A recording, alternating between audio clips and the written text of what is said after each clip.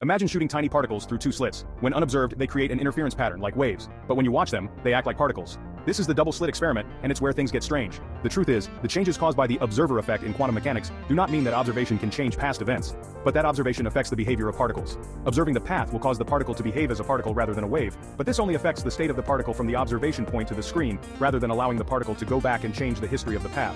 The experiment reveals the non-locality and probabilistic nature of the quantum state, indicating that at the quantum level, the behavior of the particle is not certain, but this does not mean that it can go back to the past. The delayed choice experiment explored the strangeness of quantum behavior, studying whether to observe the path after the particle approaches the screen. It shows that the timing of observation does affect the final result, but it still does not subvert the law of causality. The state of the particle remains in an undetermined superposition state before being measured, and the measurement itself forces the particle to choose a state instead of changing the past. The observation still impacts whether we see wave or particle behavior, but it doesn't change the past.